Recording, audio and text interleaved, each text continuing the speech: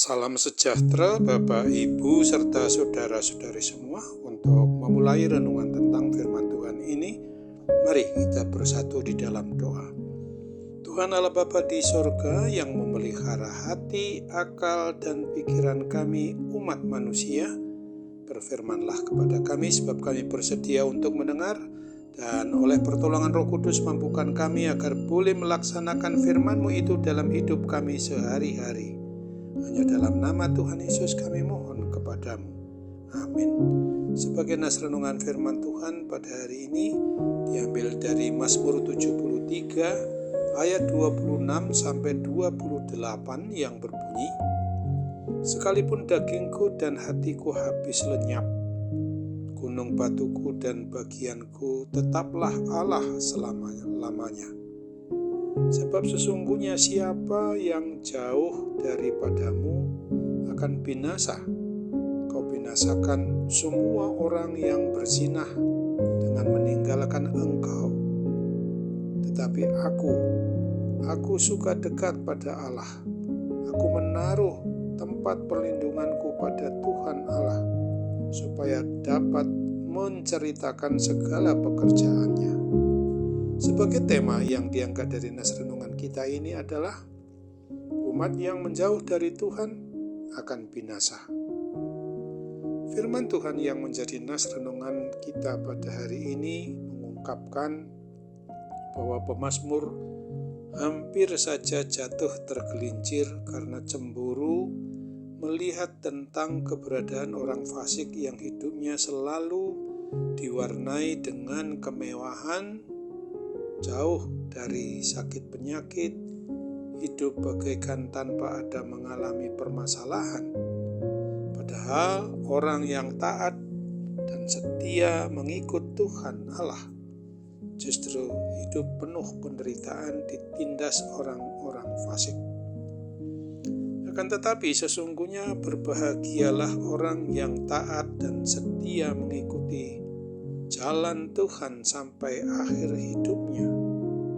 Mereka akan dianggap sebagai pemenang dan diizinkan tinggal di surga bersama Tuhan, sedangkan orang fasik dibinasakan oleh Tuhan.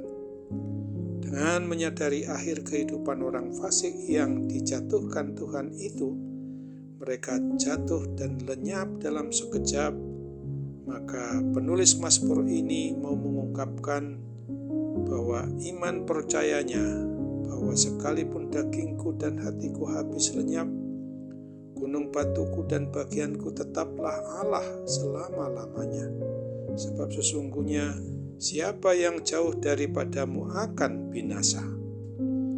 Nas renungan tentang firman Tuhan pada hari ini mau mengajarkan dan mengajak kita bahwa apapun yang terjadi di dalam kehidupan kita umatnya di dunia ini, maka hendaklah kita harus mau terus taat dan setia untuk mengikuti jalan kebenaran maupun hidup yang sesuai dengan kebenaran firman Tuhan itu sendiri sampai kepada akhir dari kehidupan kita di dunia ini, untuk tetap menjadikan Tuhan Yesus sebagai andalan hidup kita. Janganlah kita terbujuk rayu oleh iblis untuk mau meninggalkan Tuhan Allah Bapa kita, lalu mengikuti kehidupan orang fasik.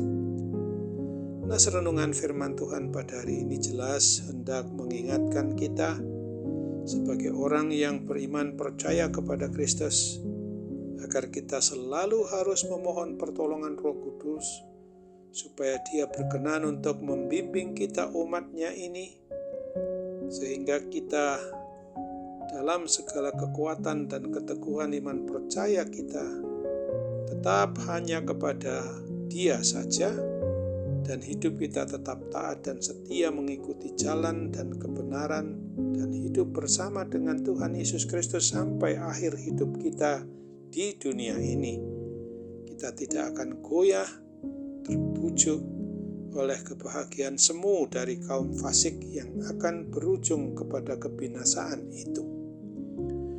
Biarlah kita selalu mengimani dan mempercayai bahwa firman Tuhan sebagaimana yang diungkapkan pada Wahyu di pasal 21 ayat 6 dan 7 ini menyatakan, tetapi aku suka dekat Allah. Aku menaruh tempat perlindunganku pada Tuhan Allah, supaya dapat menceritakan segala pekerjaannya. Firman-Nya lagi kepadaku, semuanya telah terjadi. Aku adalah Alfa dan Omega, yang awal dan yang akhir. Orang yang haus akan kuberi minum dengan cuma-cuma dari mata air kehidupan. Barang siapa menang, ia akan memperoleh semuanya ini, dan aku akan menjadi Allahnya, dan ia akan menjadi anakku. Amin. Mari kita kembali bersatu dalam doa. Tuhan Bapa di surga, terima kasih untuk kebenaran firman-Mu yang boleh kami terima pada saat ini.